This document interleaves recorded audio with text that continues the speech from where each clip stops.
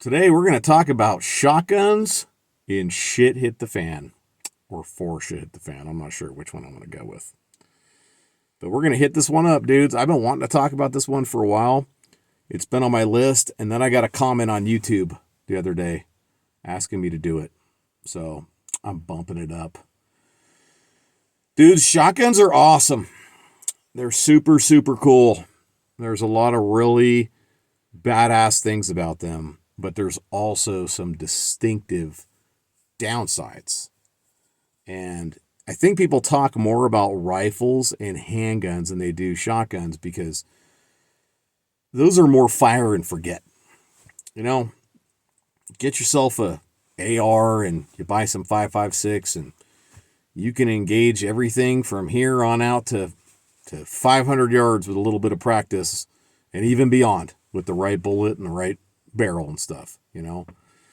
Handgun's kind of the same thing. You know, you buy yourself a semi-auto handgun, you buy some ammo, you're good. You can do what it's intended to do.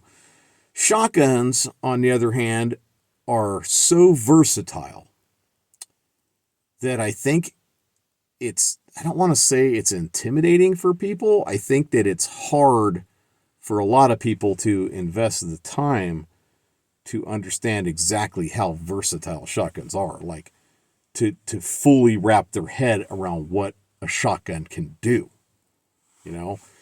So as a result, you know, we don't see as many people talking about it. Now, there's people that know. There's people that are out there and have a lot of shotgun experience. Like me, I've got quite a bit. And I know what a shotgun can do. Let's talk about it. But before I get into that, 80-20 rule.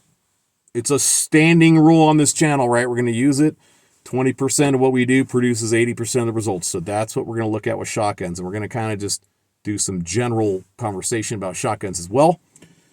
But we definitely want to focus on the 20% that's going to produce 80% of the results. And we're also going to look at the 20% that's bad about shotguns that really makes them suck for certain things, okay? Let's get right into it. In this video, I'm going to talk about the 3 most common shot shells, and I'm going to talk about some platforms as well, but just kind of gleam over them because generally you're looking at 3 kinds of shotguns. You know, you're looking at pump shotguns, semi-automatics, and the break actions that are usually either single shot or double barrel, whether it's side by side or over and under. Okay, so let's talk about platforms first because we're already on it. Dudes, for Shit Hit the Fan, you have to determine what role this shotgun is going to play. You know, is it strictly for hunting? Because if it's strictly for hunting, then a pump action shotgun or a break action shotgun is going to be just fine for you. That's going to work just fine. And both of those are going to be extremely reliable. All right, the break action types, very, very few working parts that move. You're just not likely to break one. You can get a lot of use out of it. And how many rounds are you really going to put down range with it? Not a ton, right? Because you have to manually open it and manually load it, and it's slow. They're slow. But you can still, if you do your part and if you're good, you can still put a lot of meat on the table with one of those. Take my word for it. I have 2 break action shotguns. One is a Savage Model 24 over and under, 22 mag on top, 20 gauge on the bottom. And my other is a Stevens Springfield pre-1964 single shot 12 gauge with a cut down barrel. It'll beat you up. Anyways, so I have experience with those. I also have 2 pump shotguns, one in 12 gauge and one in 20 gauge. And what I don't have is a semi-automatic shotgun. And we need to talk about that because I've looked at these. I have shot them before.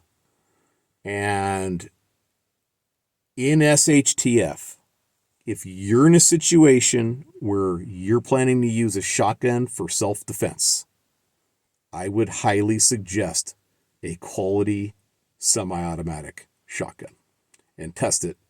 Break it in. Make sure it's going to cycle what you're shooting. What I've heard about these things is that they have no problems cycling heavier loads like double-aught buckshot, slugs, that kind of thing. It's when you get into light, cheap ammo, right? Like the bulk #9 Winchester silver box stuff at Walmart. That's where they'll kind of have some issues cycling sometimes. But get out there, test it, make sure you can, it's reliable. If you need to, you can have some modifications made to make sure it's going to cycle everything. But guys, like seriously, if I was going to rock a shotgun in SHTF to do everything for me, I would go with one of those nice semi-autos. I actually have my eyes on one that I would like to buy, but I'm poor, so who knows when that's going to happen. Let's talk about the cartridges themselves, the shot shells. Okay, we got 12 gauge, 20 gauge, and 410. That's what we're going to talk about on here. They're the most common. 12 gauge. The big benefits to 12 gauge are it's all over the damn place.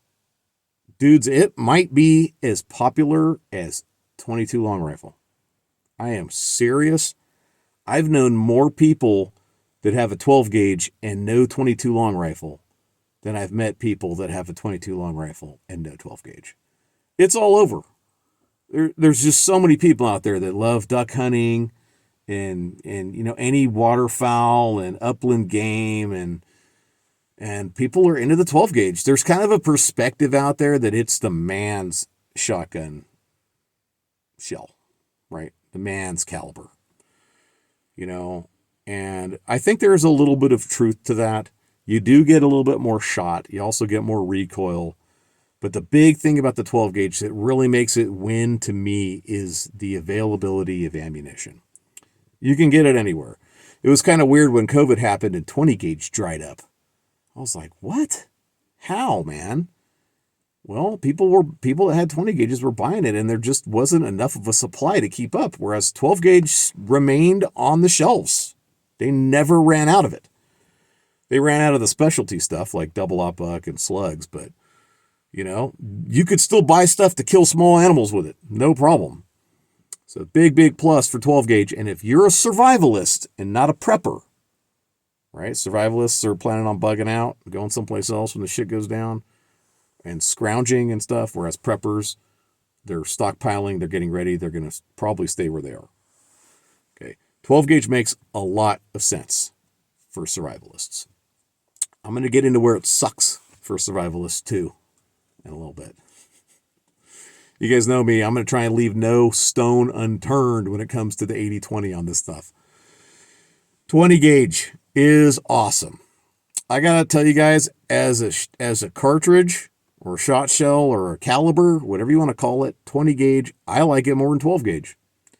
If you look at the professional numbers of like skeet shooters and stuff like that, 20 gauge, they have like a 1% higher miss chance. You have plenty of shot to get done what you need to get done. 20 gauge slugs have a better ballistic coefficient than 12 gauge. I've killed deer with 20 gauge slugs.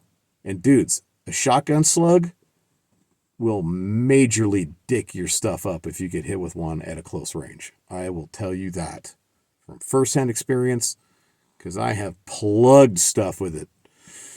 So 20 gauge is great. And as a prepper with a family, 20 gauge is even better.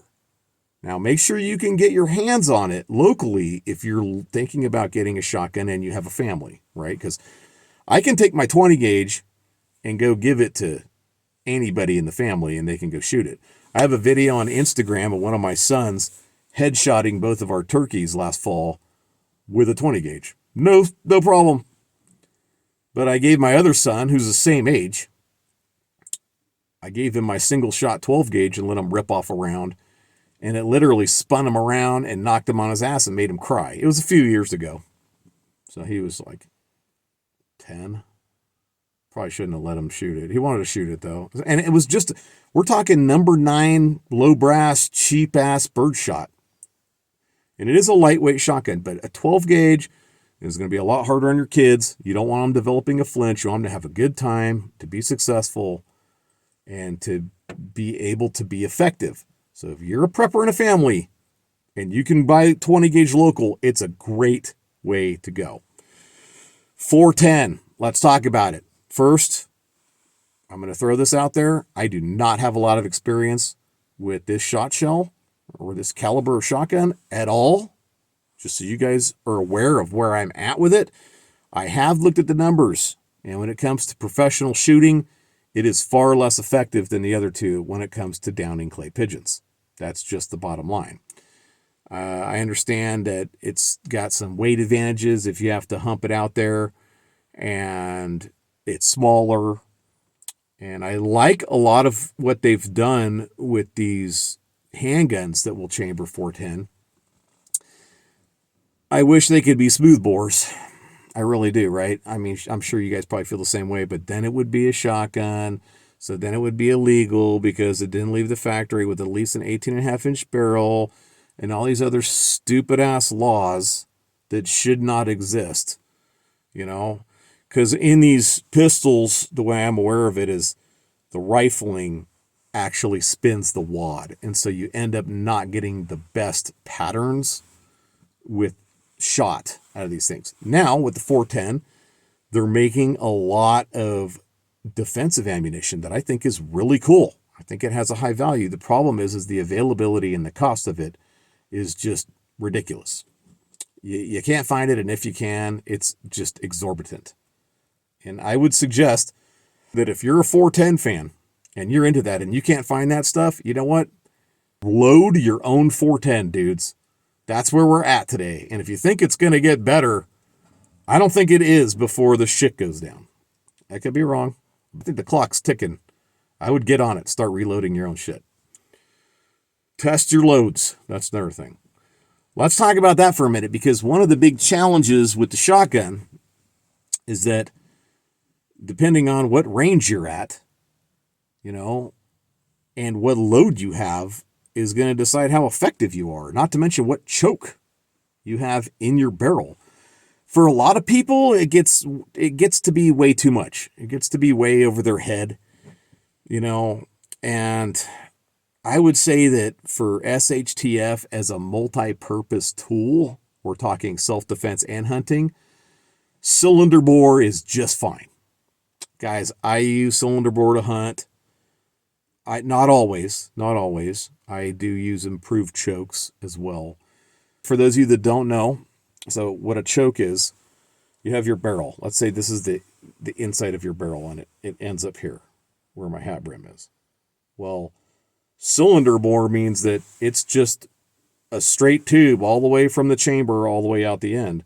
But if you put an improved choke and they screw in the top of your barrel, okay, it'll actually come in a little bit at the top. And what it does is it helps to keep your shot together for longer. So your shot pattern doesn't open until a little later. It allows you to reach out there a little further and take advantage of game at a little further distance. That's what it does. All right. So I think that shotguns for a lot of people can be kind of overwhelming when you get into all the nitty gritty of it, and where you're really going to see shotgun lovers like me. I am a shotgun lover. I'll tell you guys that. I do. I love them.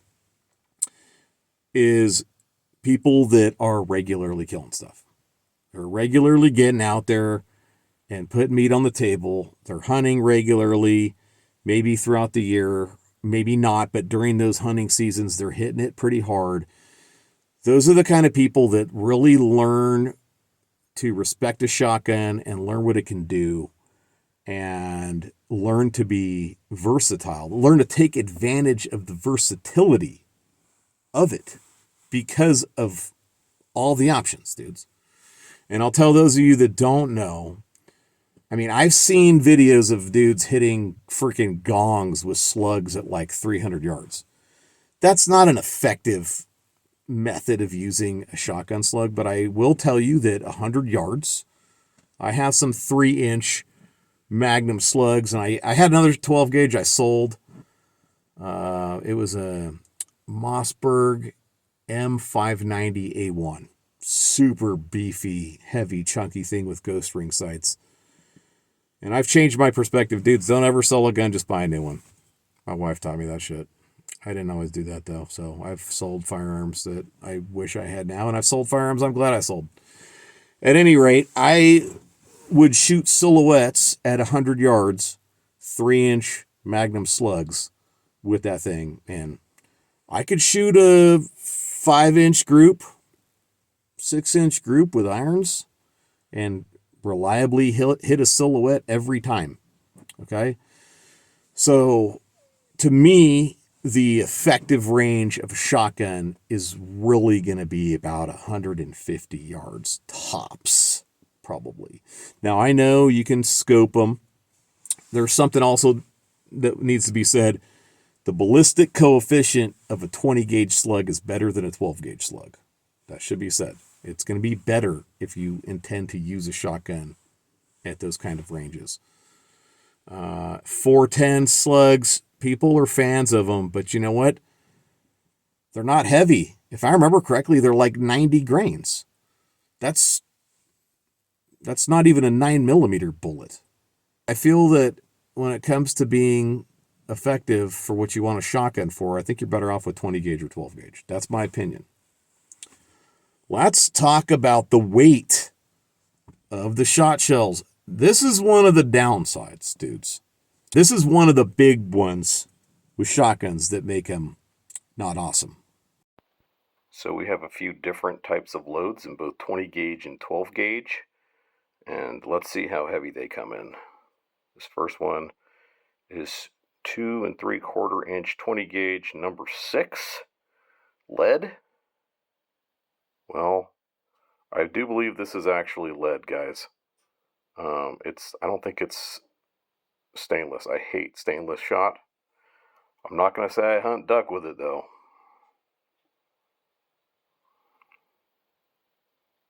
$39 grams. Next one is a 20 gauge rifled slug. I want to say it's like 7/8 of an ounce, but that could be wrong, guys. I don't have the box for these. I got rid of them a long time ago, and so we're gonna have to guess. It might be lighter than 7/8 of an ounce.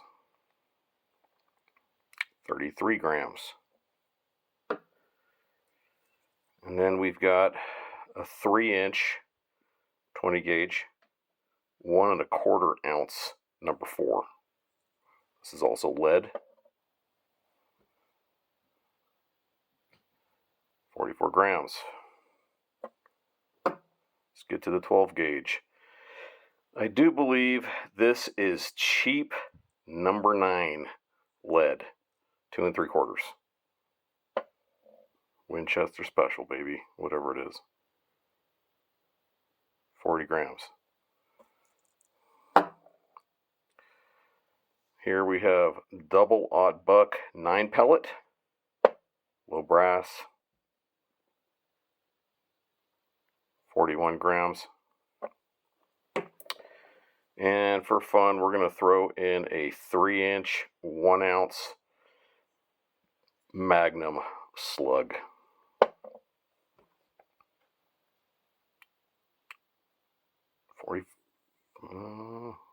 44 grams. There we have it. These things are heavier than shit. And dudes, I don't have any of the 410 here to weigh.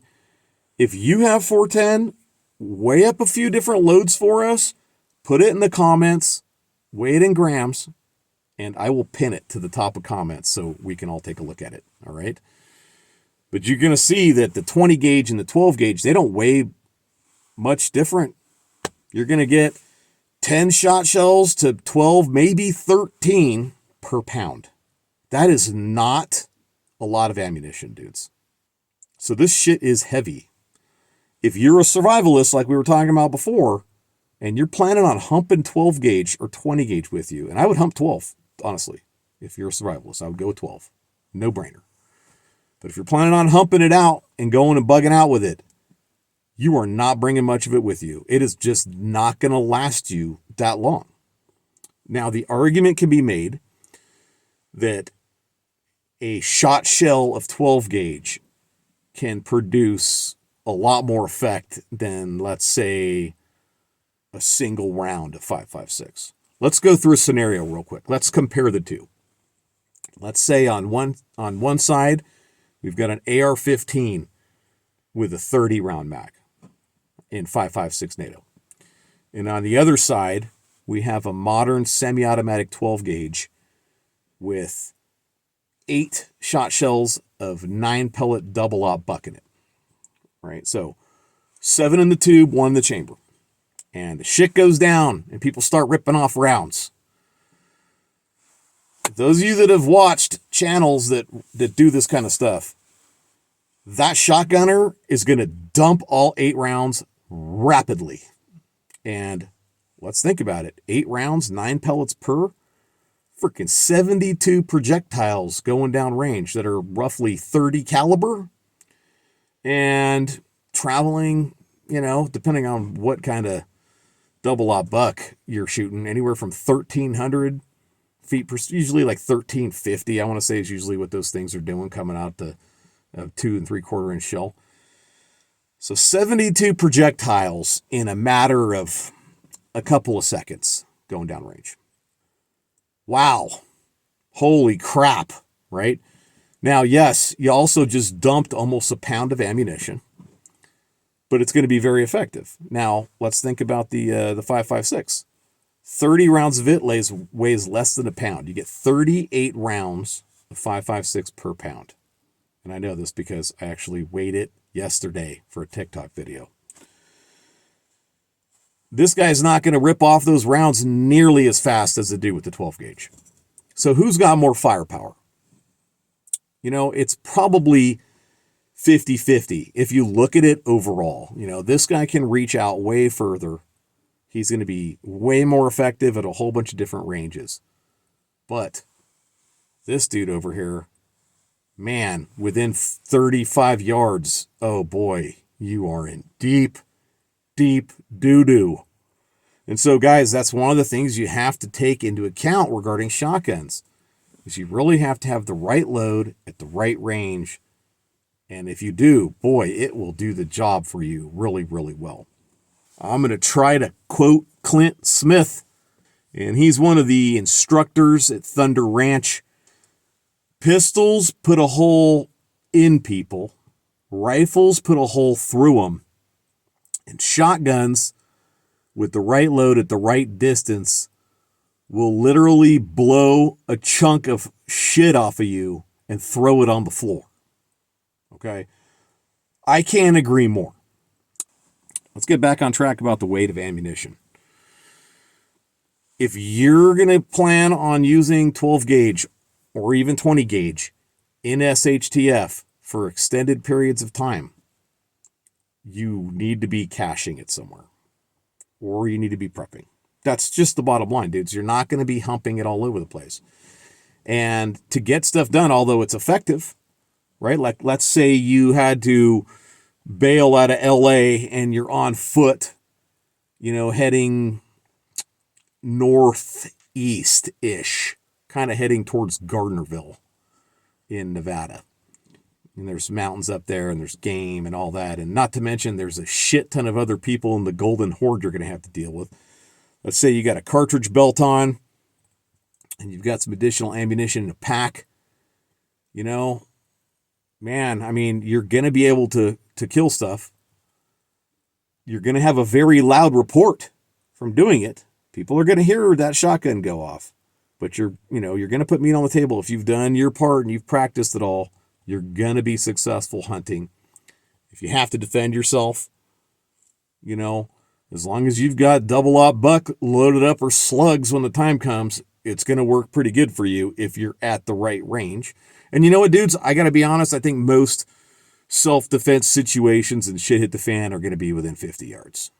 It's going to be within speaking distance before you realize people are not good people. So in that sense, I think shotguns are going to be, they could really be good for it. When it comes to getting ready for SHTF with a shotgun, you really need to be aware of your skill level and you need to be aware of what kind of game you're going to be taking in the area. Also, obviously, any kind of self-defense situations if you're planning on using it for that. I think a lot of people in, getting ready for SHTF, they intend to use a shotgun hunt. And I'm going to tell you guys that I don't think that that's the ideal way to go about it.